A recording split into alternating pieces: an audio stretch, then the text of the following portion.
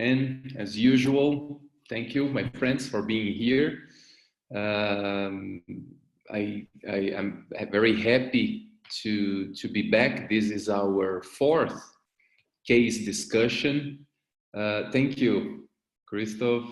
And it's going to be our fourth discussion. There's four more, so October. All Wednesdays in October, we will have also this. So please, you are more than welcome. It will be always the same hour. So in Poland, it's 8 o'clock. Here in Portugal, in UK is 7, and in Spain is also 8, Germany and depending. And feel free to type where you at right now, where you're looking and where you're watching this lecture. I am from Portugal. I'm actually from Brazil. I'm living in Portugal. And today's case is a great case. Actually, it is two cases I want to share. They're very similar. And what I want to share today, the main message today, it is shape. When you're doing aesthetics, aesthetics is basically talking about shape and basically anatomy. So let's say shape, let's say a little better, anatomy. And also talking about colors. And you guys, if you already saw one of my lectures on colors, I don't call colors, I call optical properties. And I can share at the end of this lecture some suggestions. There's some pre-recorded lectures on this topic. So the idea today is to discuss, let's talk about composites, let's talk about lasers in dentistry, but more than that, I want to discuss this, that shape, the anatomy is very important, but it is also forgiving. And this is what I want to share today. It is very important, very forgiving as well. When we're talking about shape, we're not talking only about shape of the hard tissues, the tooth, we're also talking about gingival tissue. So to have an eye for that, to train our diagnostic in order to do that very well. Okay, so with that being said, let me share the screen so we can start looking. Don't forget, I have the chat open. Any comments, anything that you want to talk, please type into the comments, and it is available for me so I can see. This patient, great person, he came to the office and he was complaining about the failing composites, the failing restorations. So there's a longer story to that, doesn't matter that much. He was complaining about that. So a very old composite, more than 30 years old. And I proposed two treatment plans. I said, there's two ways we can fix that. We can fix with composites again, or we can do ceramics. Particularly, and being honest, I wanted to do ceramics. Ceramics, they are a little bit more expensive. That was not a problem for him. Ceramics, it is a little bit more invasive. That is a problem for me. And proposed both of them. He asked some time so he could think about it. He came back, and when he came back, he said, you know what, doc, I really prefer to do composites. I think it is better. I talked to my brother, and his brother was a dentist. It is a dentist. And they thought it would be better to do composites because it is less invasive. To be honest, I was a little scared about the outcome. You know, I thought that it would be good, but not perfect. So one of the things I said to him, I said, you know what, we can do composites. Those are the advantages. And we followed the plan to do that. So I took an impression and I did the wax up, and we can see in a more close picture that it is really failing composites. They're failing, but we also can see that there's a difference. And if you can follow here my cursor, you can see that there's a difference here on shape between both teeth. This one, it is more narrow, it is thinner than the other one. So there's also this disbalance. Not only color is the first thing that we see in this case, this discrepancy, but also the shape. We can see that the shape's not the perfect shape that we want. So that's why what I proposed, I said, let's take those composites and I'll save as much tooth a teeth structure or the tooth structure as we can. And this is actually what takes a little bit more time. What I want to do here, and this photo is a little out of focus, and why is that? Because I want to do a simple DSD, only to see, you know, we can also see that despite being narrower, thinner, number 11, the upper central right incisor, is also short. All of them are a little shorter. And this is something that adds some age to the patient. So another thing that I proposed, not only to make it better looking, also to make a little longer, to make a little younger, so we can improve that. And oh, Irina, boa tarde. Irina, that's very good Portuguese there. It's a good afternoon. Then you have to, so that's a deal. You have to teach me how to say that in Polish. Boa tarde, perfect. Boa tarde, Irina. Bon après. Oh, this is a difficult one. What I want to do here, and that's one of the things I want to talk about, the Gemini laser. We can see that there's also a discrepancy, not only in shape of the shape of the teeth, also the gingival arch and the proximals, number 11 and number 21. So that's what has been proposed to fix these problems with the gingival tissue, which is very simple to do, but also with the teeth. With the Gemini, and I'm gonna talk about the Gemini a little later. I just want you to see the laser in action. It is very fast, very quick, very easy to use, but I'm gonna talk about the laser again. And why is that? Because I am a restorative guy, and I've never been a periodontist, never wanted to be a periodontist, and I think perio, it is a little hard to do. So that's one of the reasons why I always refrain to do in the past. I was a little scared to do gingivectomies. That changed with the Gemini, and I want to talk about the Gemini a little later. Okay, so let's focus on this case. Before talking about the laser, let's focus on the shape. But the thing is, without even with anesthesia, I only use topical anesthetic because it's a very small removal. And this is the key word. That's what I tell the patients. I'm not removing anything, I'm vaporizing. Actually, I am removing. But if you use the term vaporizing, all of a sudden, the patients, they are a little, let's say, uncomfortable in doing the gingivectomy about cutting. And those are the words that we have to avoid: cutting, bleeding, removing. When I say, you know, I'm gonna vaporize a little bit of your gingival tissue. I don't have to cut. There's no blood. There's no nothing. I only have to vaporize, only to make it a little bit better. And I'm going to use a laser that's going to vaporize. Vaporize is the magic word. And it is impressive how many patients, they are willing to do this kind of procedure when you say that we are vaporizing and not removing or cutting without bleeding and anything. So it's very easy to use, and we can see here that this is only under topical anesthetic. Literally takes seconds to do. Takes seconds, is very fast. And this is the immediate post-op. There's no bleeding, no nothing. It's very easy, and it's not even anesthetized. It is only with the topical anesthetic. The before, the after. It's a small change, not much. I did the wax up. I can't remember if I did this one of the lab. This one, I think this one the lab did. It was not mine. Usually I try to do my own, but this one, I think it was the lab. I was without time. But what I did, I took an impression and I used that impression. I took the composites off, and this is what takes a little bit of time. I used the Velo to help me in watching that. If I'm not wrong, I'm gonna talk about fluorescence.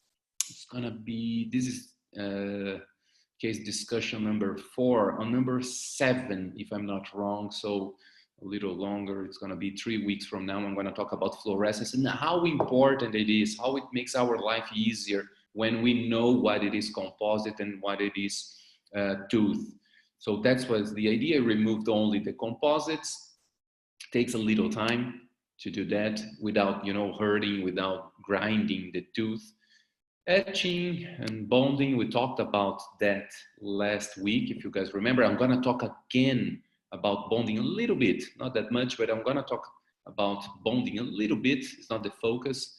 Next week, I want to talk about another way, a new way to do veneers. But anyway, here I was doing the classical way. So bonding, and I start doing, the palatal shell, that's something that we already talked in the first case discussion. And I was layering the composite. And again, not freehand. I'm using the support of the silicone key. Then I use the denting opaque colors, two different A3 and A2. And then I used the enamel color, and I spread that enamel color very evenly with the help. If you remember that I sent the composite wetting, it's not that I'm doing that freehand. I need the help of some materials to do that. So again, A3, A2, denting, so a more opaque color, and an enamel layer at the end. So this is immediately after. We also talked about that immediately after we have a result, but after 2 weeks I have hydration. So the tooth, the composite becomes hydrated, easier to polish, and also the composite gets a little bit more cured. And that's another thing that helps us in curing, in polishing the composite. So this is the immediate results that we got. And I said to the patient to come back 2 weeks from now. And the first thing that he said, it is, hey doc, it's a little longer than it was. I said, yeah, it is. As we already talked, as I already showed, as I already did a provisional so you could see. So it's amazing because you tell and you tell and you tell patients. And when the tooth gets longer, the first thing that they say, hey, it's longer. I said, remember that we talked about that and you saw and you approved and you think it is good and you thought it was good. So wait for 2 weeks. You see that you're going to get used to that and it is going to be more pleasant to your eye. I know the change. I changed in a couple of hours, something that took decades to happen. So I changed it in 2 hours, something that took more than 10, 15 years to happen. Okay, so he was a little tired after the session, me too, actually, to be honest. And after 2 weeks, he comes back and I'll start doing the final polishing procedure, if you remember something that we already discussed last week. Okay, he comes back 2 weeks and the first thing that he said, hey doc, it is still too long. I never got used to. So if you can, I would love if you can make it a little shorter than it is. And here we can see a juxtaposition of the original shape that I planned. And this is the final result. So, I did everything according to plan, but he's not pleased. And he's the owner of the teeth. So that's what I did. I started grinding and doing the final polishing and everything. So I diminished a little bit the teeth. And I showed him, and he was with me holding the mirror. And we did that collectively, both of us. Looking and when he said, hey, now I'm comfortable, now I like how it is. I thought it was too long, but now with this less than a millimeter that I removed, now he was more pleased with that. And that's the idea when we do that. So it was not the original plan. It is 1 millimeter, half of a millimeter shorter. But anyway, he was more comfortable with that solution. One funny, and then I did the final polishing, the tertiary anatomies, all the little things that we can play in the last layer when we're doing the polishing and finishing of the composite. But the funny thing is, if we do a comparison of the final shape, the final shape, and if I take this and I place above the original teeth, we can see that I haven't changed much. I changed the shape. So where I removed the gingival tissue is where it changed a little bit here and then proximal and number 11. But the height didn't. So it is as long as it was before. So even though I did all the planning, the 8% proportion, even though he was more comfortable with the old proportion, and what made made a difference is the gingival tissue that I removed. Obviously the color and everything as well, but in terms of shape, in terms of anatomy, it is less the height and it is more the gingival tissue that I removed. So this is one of the things I think it is important discussing in this case. It is, of course, which colors I used. We already talked that. So this is probably the third time I'm gonna say the same thing. So if this is the first time you're watching this, basically we're gonna use A3 and A2. So I overlapped A2 over A3. So there's a transition zone and we cannot see where it is. So always overlap different colors when you're using that. And above everything, I overlapped again the EW enamel white as an enamel color. Perfect. So A2, A3 here on cervical. So you can see here where the cursor is, the little arrow.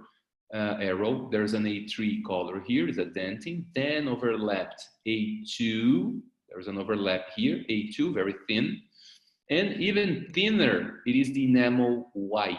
Enamel white is very thin, but it is thicker on incisal, gets thinner on median, and gets pathetically thin, almost non-existent on cervical.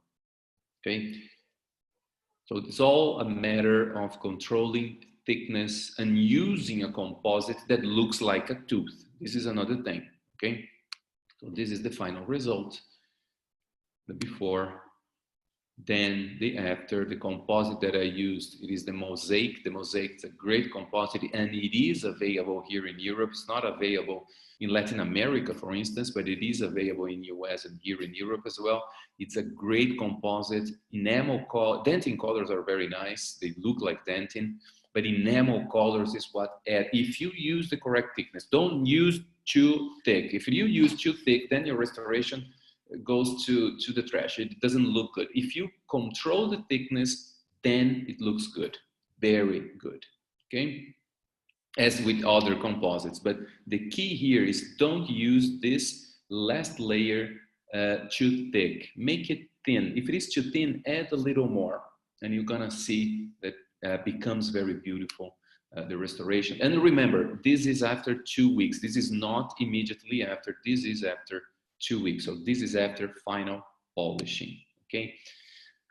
In overall, okay, we talked about the composite, but what I really want to talk about it is the shape. So shape, it is forgiven. It is forgiven. You don't have to. It forgives you. So if you plan 80%, I did 100% proportion on height and width. I wanted to do 80%. It was too long on his perception, not on mine, but on his. So I make it shorter. It became 100% proportion. But what made a difference is these proximal areas here where I removed a little gingiva. So pay attention to the gingival arches as well. Not only anatomy of the tooth, but anatomy also of the soft tissues. Very important as well. Okay, so the before, this is the after, and this is the before. And it is ready for the next 10 years, and I know that. So again, I used the Mosaic, A3, A2, and EW on this case. Basically, that's what we're gonna use for, I don't know, 70% of our cases. If it is a bleached patient, then you might want to use A2 and A1 and EW, A3 and A2 and EW, or maybe even EN, so enamel white or enamel neutral. If it is not too white, the tooth, you can also use enamel neutral. This is a very comprehensive kit. So it's a few colors, 4 colors, 5 colors. And you can, fix a lot of things with this 1, 2, 3, 4, 5 colors there. It really helps you a lot in 85% of our everyday cases. This is another good example. The patient came, and yesterday I was talking about like curing to Czech Republic, and we're talking about whitening and endo bleaching. Actually, we're talking about non-vital bleaching. The patient comes, the first thing that I think about this lateral, it is, okay, so it is an endodontic procedure. I start, doing the diagnostics and everything, but it is not. Actually, it is alive. This tooth, it is 100% alive. There is no, it responds very well to the tests, the vitality tests. There's no access, there's no opening, no palatal access.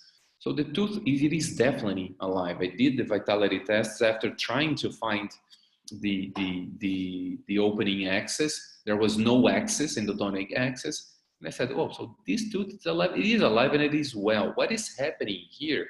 It is that the tooth, it is dark because there is a composite. So this is a failing composite that changed color, not very fast, but a lot. So it took years, 5 to 7, I think 5 to 7, I can't remember precisely, but at least 5, probably 7 years took. But again, even 7 years, I think it changed too much color. So I still think that this composite, I don't know who made or under what under conditions it was done, but probably was not very well light cured. And again, we're going to talk about that. This is the 4th case discussion. On the 7th, we're going to talk about light curing, and it is fundamental to talk about that. Okay, so I don't want to make the same mistake, but I also don't want to propose anything that it is too invasive. So I said, you know what? We can remove the old composite and make a new one that it will last and one that it looks good. But the thing here, it is that this difference in height, when we compare both laterals, we see that there's at least 2.5 millimeters difference with the gingival tissue there. So another thing that I proposed to the patient said, besides changing the color, we should make the tooth a little longer so there's more balance. And she said, yeah, doc, but it has been proposed in the past and I didn't want to do because, you know, it's a little surgery, it is a scalpel, there's bleeding and everything. And I said, you know what, we don't have to use a scalpel to do that. I can, again, use the magic word, we can vaporize the tissue. So we don't have you're not gonna feel anything. I'm gonna anesthetize you, so not topical. I did this one under anesthesia, but I'm not cutting anything. There's no bleeding. What I'm gonna do is I'm gonna vaporize, and as I go with the probe, with the laser probe, by vaporizing also cauterizes, also sterilizes. So the healing, it is incredibly faster. We don't have to wait for 40 days when we do with the scalpel. Actually, we can do immediately after. Some cases I do immediately after the laser, and I have several friends that they do. I still prefer to wait at least 1 week.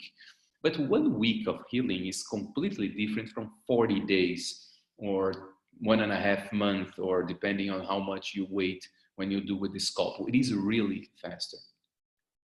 And that's what I did. So we can see here, there's this little smoke, and I'm vaporizing. We can see that there's no bleeding, no nothing. She's under anesthesia, definitely she's under anesthesia here. But this is the beautiful thing about the laser. And who's talking here is a guy that was never too comfortable in cutting gingival tissue. When you have control of the procedure, things change. So we're gonna talk about the Gemini a little bit in a little while. This is the thing to remember about the Gemini. Gives you control, and it is fail safe. There's no way you can make a mistake with that.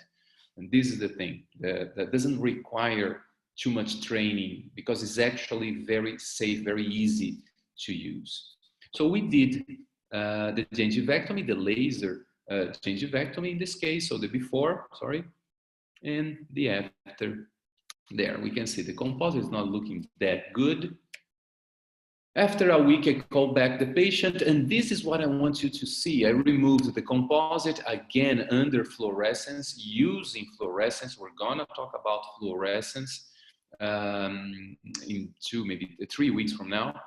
I removed the composite. It was not too deep, very shallow composite, and I did a new one. But what I wanted you to see is that after a week, how healed it is, the gingival tissue. It really, after the laser surgery, heals incredibly fast because it is sterilized. There's several reasons. This is not a laser lecture, but there's several reasons. There's a coagulation and sterilization, and it is really, and there's also biostimulation because the wavelength that it is used, and there's two, that's why it's called Gemini, there's two wavelengths.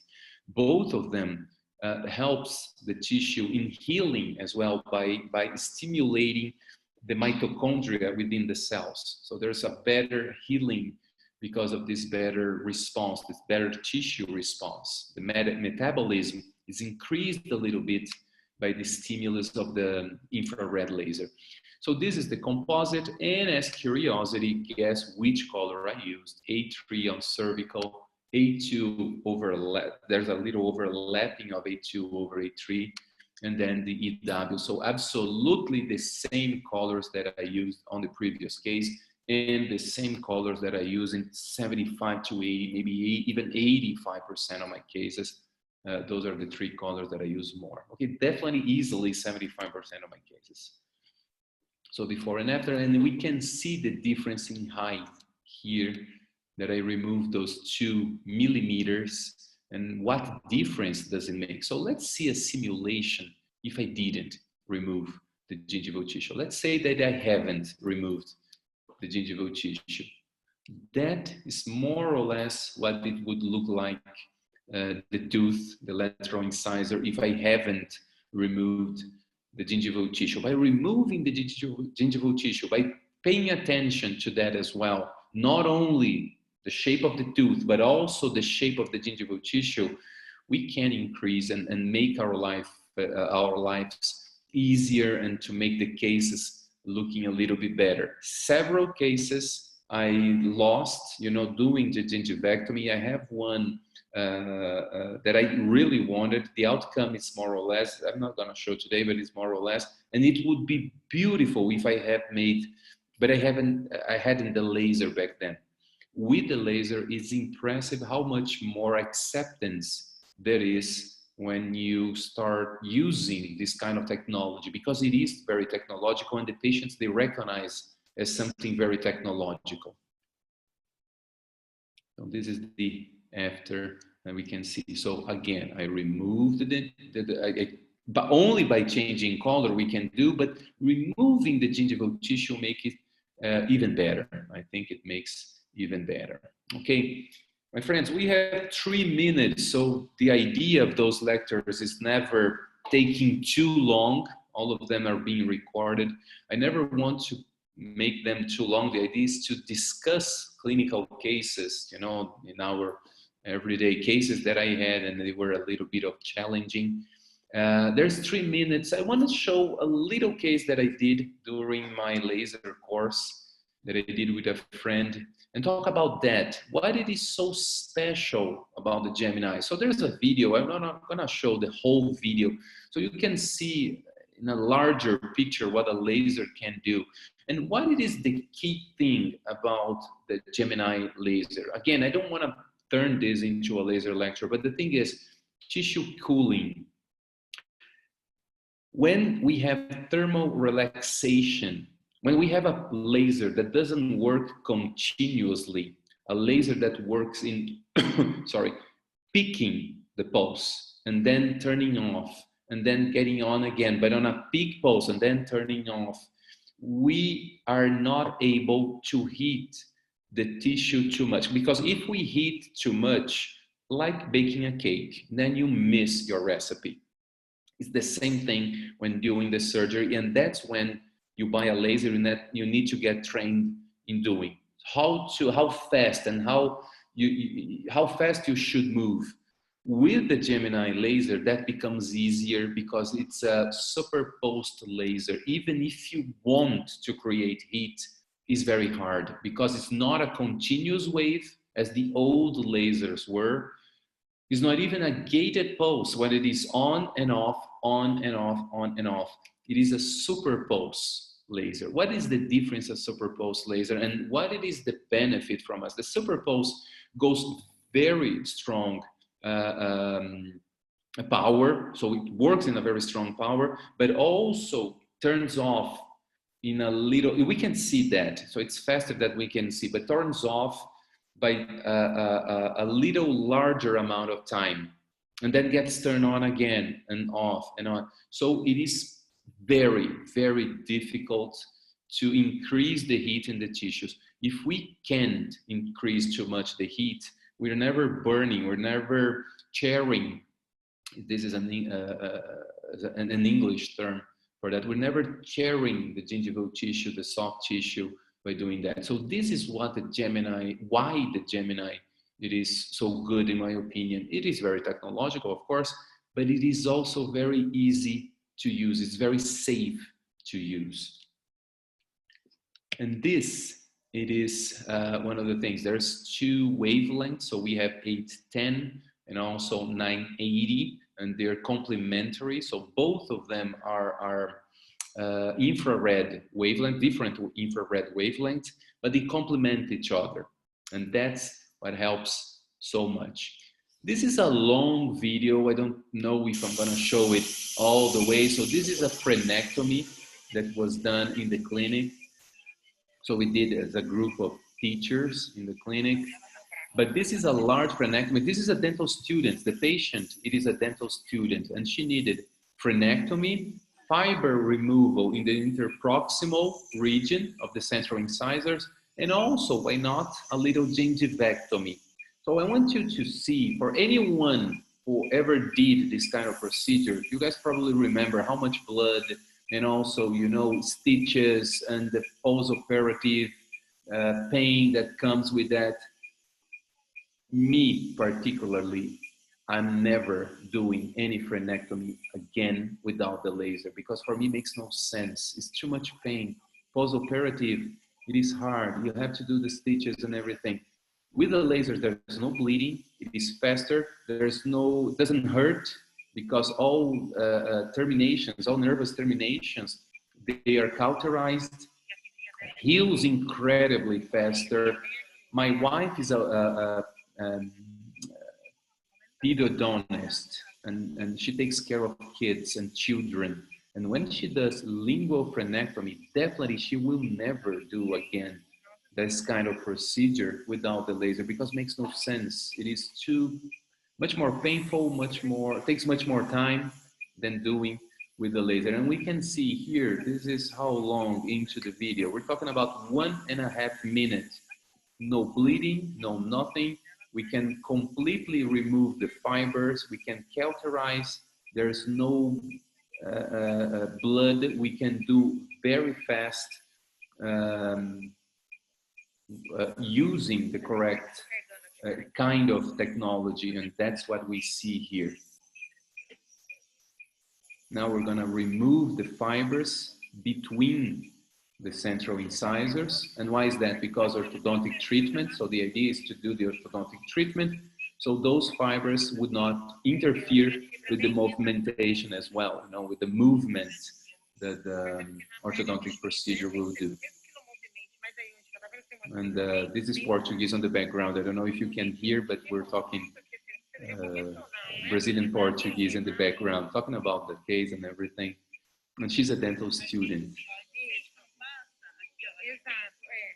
And this is not my voice. Definitely I was not talking. This is the video.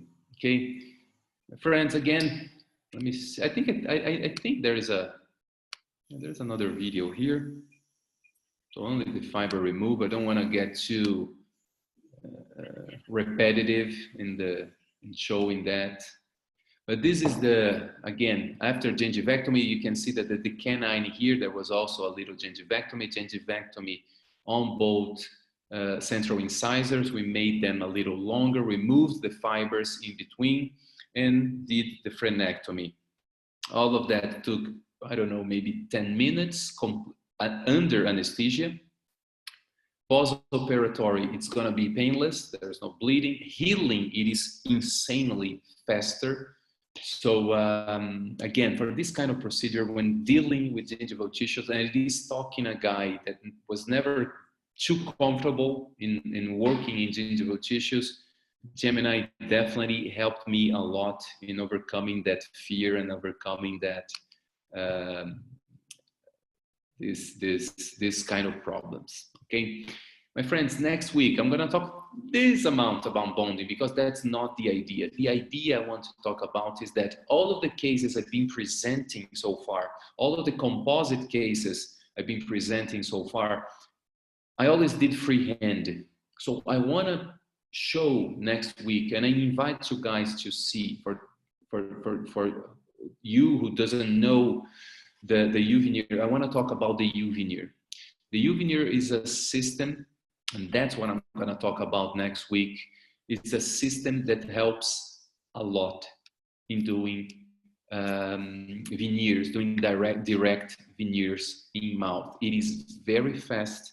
It is very easy to use. Some simple, I don't think it works with 100% of our cases, but I want to discuss that, which cases it works better, and it is a lot of them.